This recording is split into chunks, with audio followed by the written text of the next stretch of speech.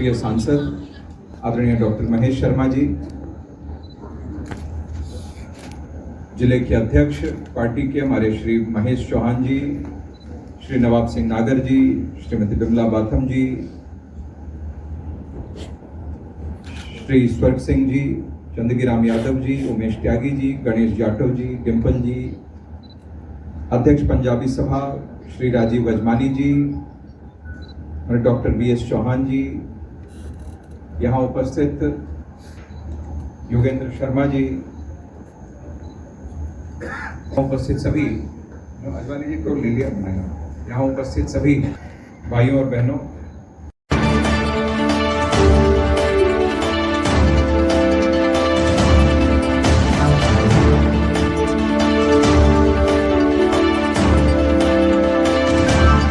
सब लोग यहाँ एकत्रित हुए हैं वीर बाल दिवस के अवसर पर। और इसके बारे में अभी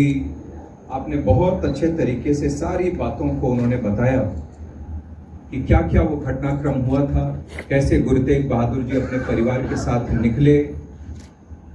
नदी के पास आकर सरसा नदी के तट पर वह परिवार के साथ बिछड़ते हैं, अपने दो पुत्रों के साथ, बड़े जो पुत्र थे उनके उन दोनों के साथ वो आगे बढ़ते हैं, चमकौर का युद्ध लड़ते हैं, उनके दोनों पुत्र चमकौर का युद्ध लड़ते हुए वह शहीद हो जाते हैं। और ये जो दोनों जो छोटे साहिबजादे थे वह दोनों किस प्रकार से यहाँ उनको किस तरीके से उनके साथ कैसा व्यवहार किया जाता है उस कचहरी में, इसके बारे में वह जिक्र उन्होंने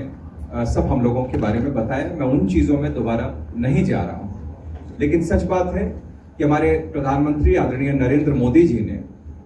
जब से वो प्रधानमंत्री बने हैं तब से लगातार वो सभी समाज की चिंता उन्होंने की है और सभी समाज के इतिहास को भी लोगों के सामने रखने का प्रयास उन्होंने किया है। और सिख समाज के साथ तो उनका बहुत गहरा जुड़ाव और नाता रहा है, और हो भी इसलिए भी क्योंकि वह जानते हैं और हम सब इस बात को जानते हैं, यह गौरवमयी इतिहास हमारे समाज का,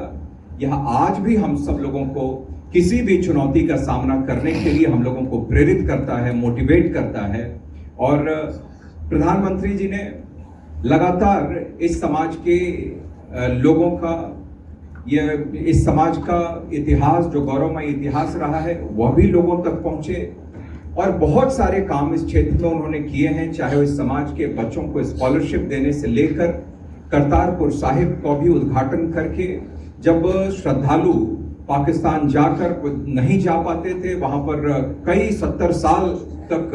वह 70 साल से वहां पर नहीं जा पा रहे थे, तो उसका उद्घाटन करके भी हमारे प्रधानमंत्री जी ने वह रास्ता खोला और आज श्रद्धालु वहां पर जाते हैं, अपना मत्था वहां जाकर टेक सकते हैं। एक बहुत बड़ा काम प्रधानमंत्री नरेंद्र मोदी जी के आने के बाद यह संभव हो पाया था। ऐसे ही अनेक कार्यक्रम उन्होंने किए। जलियांवाला बाग, कौन नहीं जानता 1919 की वो घटना, किस तरीके से वो ब्रिटिश हुकूमत की वो घटना थी, जहां पर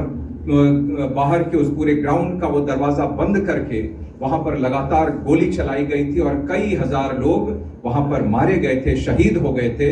उसमें भी वहां पर एक म्यूजियम बनाकर और वहां के बारे में भी वह पूरी जानकारी वहां पर देने का काम वह भी अगर किसी ने किया है तो हमारे प्रधानमंत्री जी ने किया है। ऐसे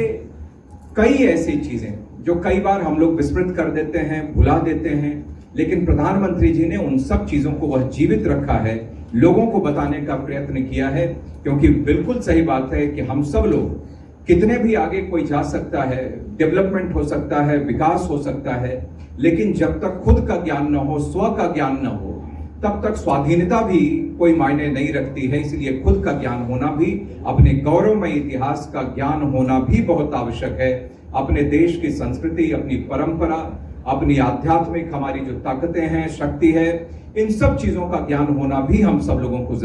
निश्चित रूप से होना ही चाहिए। और इस काम को लगातार हमारे प्रधानमंत्री जी ने आगे बढ़ाया है और सभी समाज की चिंता उन्होंने की। आज उनको तो कई बार हम लोग ये पगड़ी लगाकर मत्था टेकते हुए कई जगहों पर हमने इस देश में देखा भी है, और यह अपने आप ये बताता है कि प्रधानमंत्री जी का कितना लगाव इस समाज के साथ, सिख समाज के साथ वह रहा है। 2022 में प्रधानमंत्री जी ने कहा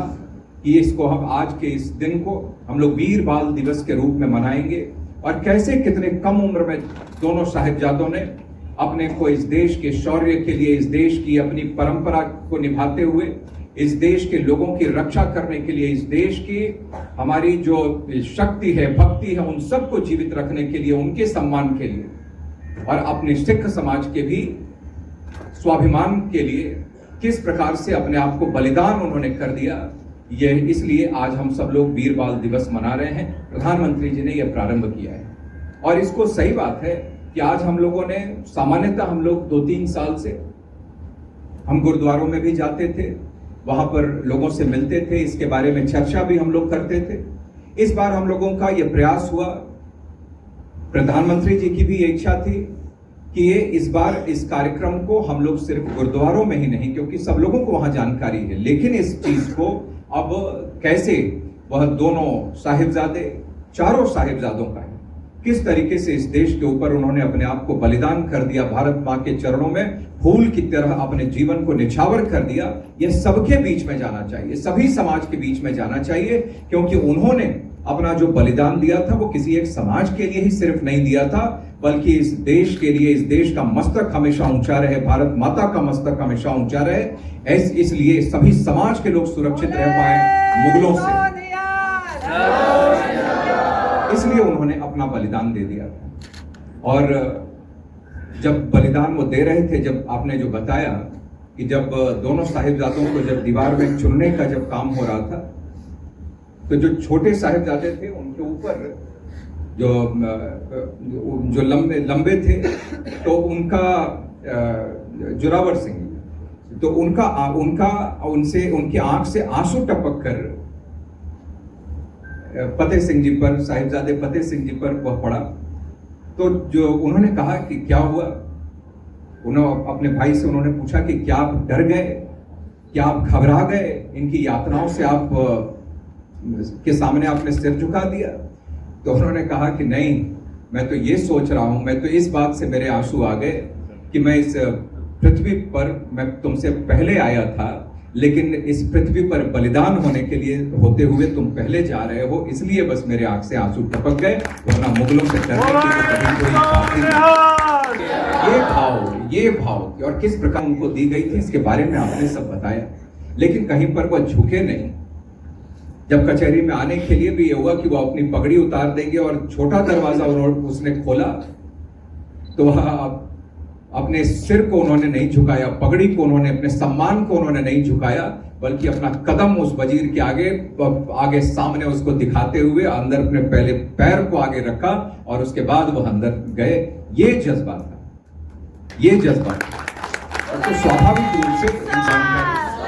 स्वाभाविक रूप से इन सब चीजों की जानकारी, यह गौरव गाथा अपने देश के ऊपर, यह बलिदान, यह सभी लोगों के बीच में जाना ही चाहिए, क्योंकि यह हम लोगों को प्रेरित करता है कि हम लोग आज कैसी भी स्थिति हो, कैसा भी समय क्यों ना हो, लेकिन सबसे पहले हम सब लोग मिलकर भारत माता के मस्तक को हम लोग ऊंचा रखेंगे, अपने देश की परंपरा, अपने इतिहास को हम सब आगे बढ़ाते हुए आगे बढ़ेंगे। ये संकल्प लेते हुए हम सब लोगों को आगे चलना चाहिए। इस बात के लिए भी हमें यह प्रेरित करता रहेगा। इनका बलिदान, दोनों साहिबजादों का बलिदान, यह हमको लगातार इस बारे में यह बताता रहेगा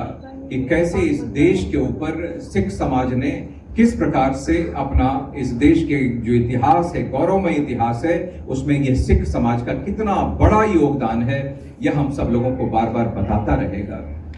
यह बलिदान, कितना बलिदान इस समाज ने हमारे देश को आगे बढ़ाने में और इस देश की परंपरा को जीवित रखने में दिया है, यह भी हम सब लोगों को यह बताता रहेगा। तो इसीलिए मैं आप सबसे मैं ये निवेदन करता हूं कि हम सब, जैसा कि अभी पहले भी आपसे कहा, यह जो मूवी यहाँ पर यह चल रही है, इसको और लोगों के बीच में भी, समाज के अन्य वर्गों में भी इन सब चीजों को हमें लेकर जाना चाहिए, उनको दिखाना चाहिए, बताना चाहिए। और इस बारे में भी जो लोग, बहुत सारे लोग जानते हैं, लेकिन जो नहीं जानते हैं वह सब लोग इसके बारे में जाने। वीर बाल दिवस क्यों मनाया जा रहा है, कैसे गुरु गोविंद सिंह जी के दोनों चारों साहिबजादे कम उम्र में ही अपने आप को कैसे भारत माता के चरणों में अपना पूरा जीवन उन्होंने दे दिया, तो इन सब चीज़ों के बारे में भी यह चर्चा लोगों के बीच में हम लोग जाकर करें और अपने देश के इस इतिहास से लोगों को परिचित भी कराते रहें। यही निवेदन मैं आप सब लोगों से करता हूँ। धन्यवाद।